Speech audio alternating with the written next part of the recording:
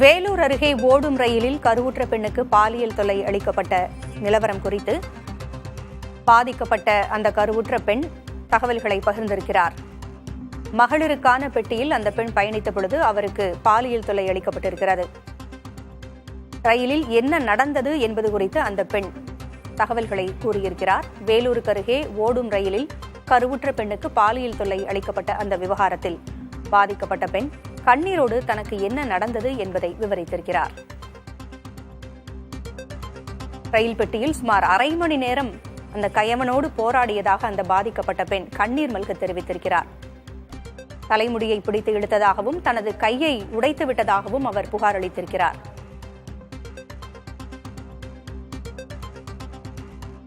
அந்த பெண் பேசியவற்றை தற்பொழுது பார்க்கலாம்.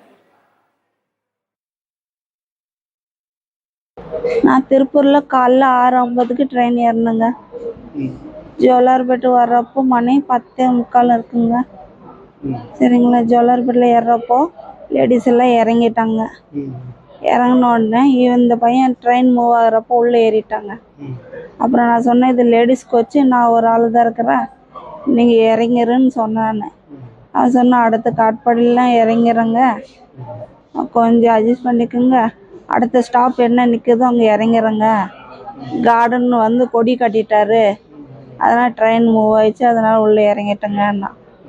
சரின்ட்டு நான் என் பாட்டம் ஒரு பக்கம்ன்ட்டு இருந்தேங்க. போயிட்டு கொஞ்ச நேரம் அப்படி இப்படி ரவுண்டிங் அடிச்சுட்டு இருந்தாங்க. அப்புறம் கொஞ்ச நேரமாக ஆளை காணோம். ஒரு பாத்ரூம்லேருந்து வந்தாங்க, அவனோட ட்ரெஸ் எல்லாம் கழட்டிட்டு வந்தாங்க. வந்த உடனே என் ட்ரெஸ்ஸு கழட்டுறதுக்கு பார்த்தாங்க.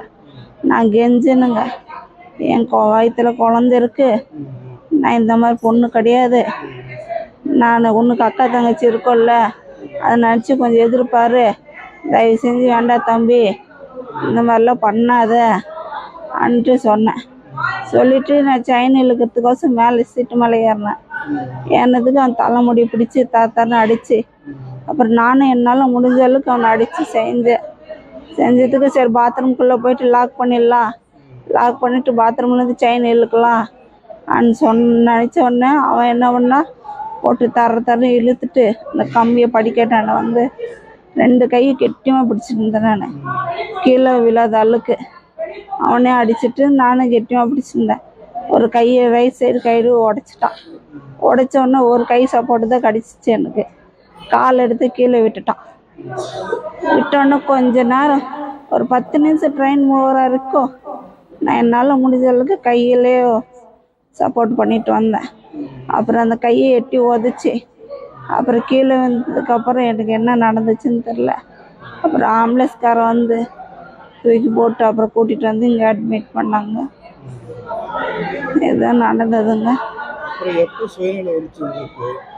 எனக்கு அங்கே எந்திரிச்சு உக்காந்து என்னால் உக்கார முடியலங்க. இந்த தலையிலேருந்து அப்படியே ரத்தம் அந்த சதெல்லாம் கொட்டுச்சுங்களா, எனக்கு அதை பார்த்து மயக்கமாகி போச்சு. அப்போ ஆம்புலன்ஸில் ஃபஸ்ட்டு இது பண்ணாங்க. அப்போ கொஞ்சம் தெளிவாச்சுங்க.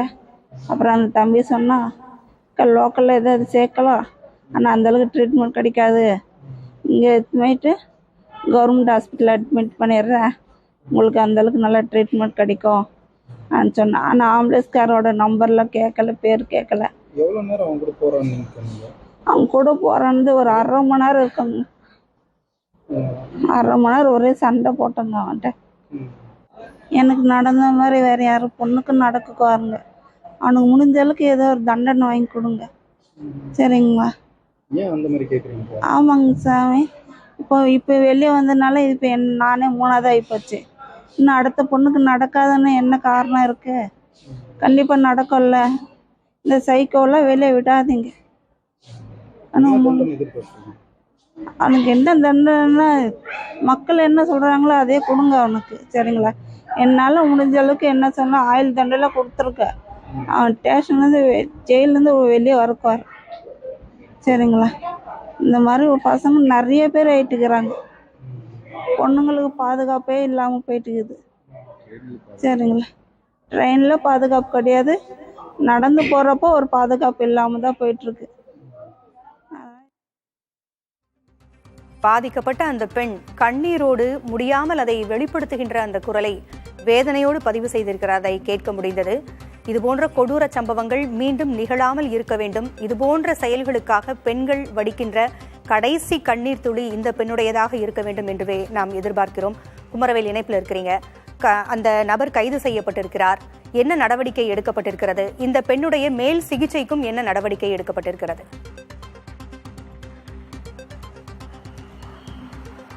பூங்கோழி, கைது செய்யப்பட்ட நபர் தற்போது வரைக்கும் ஜோலார்பேட்டை ரயில்வே காவல் நிலையத்தில் வைத்து விசாரணை மேற்கொண்டு வருகிறார்.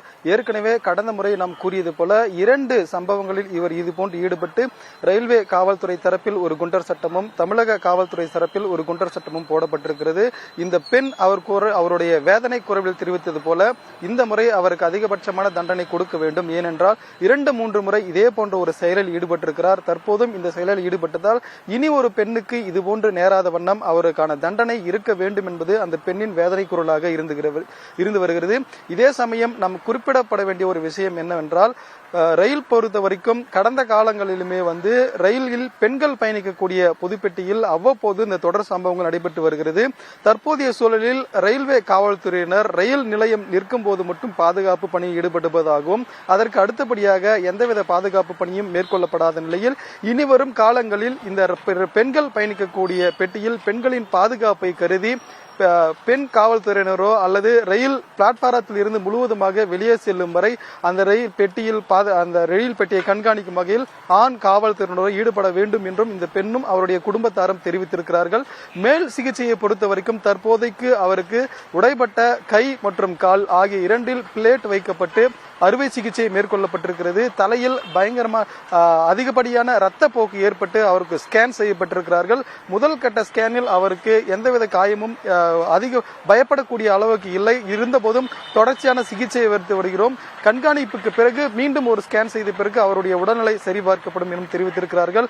அதே போல இவர் 4 மாத கர்ப்பிணி என்பதால் அந்த கருவுக்கும் ஏதேனும் பாதிப்பு இருக்குதா என்று முதல் கட்டமாக ஸ்கேன் செய்து பார்த்த போது அதில் தற்போது வரைக்கும் எந்தவித அசம்பாவிதமும் இல்லை. இருந்தபோதும் தொடர் கண்காணிப்பில் இருக்கிறார். 24 மணி நேரம் கழித்து மீண்டும் அவருக்கான பரிசோதனைகள் மேற்கொள்ளப்படும். அதில்தான் அடுத்த கட்ட சிகிச்சைக்கான தெரியவரும் என தெரிவித்திருக்கிறார்கள். இந்த பெண்ணின் கணவரோடும் நாம் பேசினோம், இவருடைய குடும்பத்தாரோடும் நாம் பேசினோம். இவர்கள் மிகவும் வறுமை கோட்டிற்கு கீழே இருக்கக்கூடிய பொருளாதாரத்தில் பின்தங்கிய குடும்பத்தார் என சொல்லியிருக்கிறார்கள். இந்த பெண் வேறொரு மாநிலத்தை சேர்ந்தவர், அவருடைய கணவர் இன்னொரு மாநிலத்தை சேர்ந்தவர். இருவரும் பிழைப்புக்காக திருப்பூரில் தங்கி இருந்து இவர் வீட்டிலேயே பணி செய்து வருகிறார். அவருடைய கணவர் தொழிற்சாலையில் பணி செய்து வருகிறார். இப்படியாக பொருளாதார சூழலுக்காக பிழைப்பு தேடி வந்த இடத்தில் தனியாக சென்ற பெண்ணுக்கு இது போன்ற ஒரு கொடூரம் நேர்ந்ததை குடும்பத்தாரான எங்களால் ஏற்றுக்கொள்ள முடியவில்லை.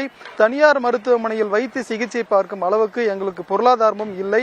ஆகவே அரசு இதற்கு சிகிச்சை அளிக்க, மேல் சிகிச்சை அளிக்கவும் தனது மனைவியை காப்பாற்றவும் அரசு எங்களுக்கு உதவ வேண்டும். அதே போன்று இது போன்ற ஒரு சம்பவம் நடக்காமல் இருக்கவும் காவல்துறையும் அரசும் தீவிர நடவடிக்கை மேற்கொள்ளப்பட வேண்டும் என்றும் அவருடைய குடும்பத்தார் நம்மிடம் தெரிவித்திருக்கிறார்கள். இன்னொரு குறிப்பிட்ட அவர்கள் கோரிக்கை வைக்கும் போது அனைத்து ரயில்களிலுமேயே பெண்களுடைய பொதுப்பெட்டி என்பது கடைசியில் தான் இணைக்கப்பட்டிருக்கிறது.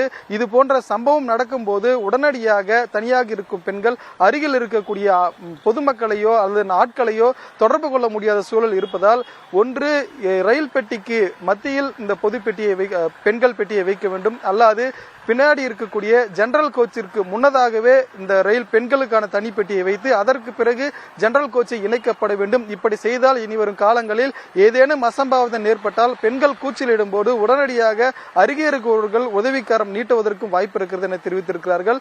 அந்த பெண் குறிப்பிட்டது போல இனி ஒரு நாள் இதுபோன்ற ஒரு சம்பவம் பெண்களுக்கு நடக்கக்கூடாது. குறிப்பாக ரயில் பயணத்தை பெண்களின் பாதுகாப்பான பயணமாக கருதி அரசும் ரயில்வே துறையும் நடவடிக்கை எடுக்க வேண்டும் என்பது அந்த பெண்ணின் வேதனை குரலாகவும் அந்த பெண் குடும்பத்தாரின் குரலாகவும் இருந்து வருகிறது. பூங்குழலி.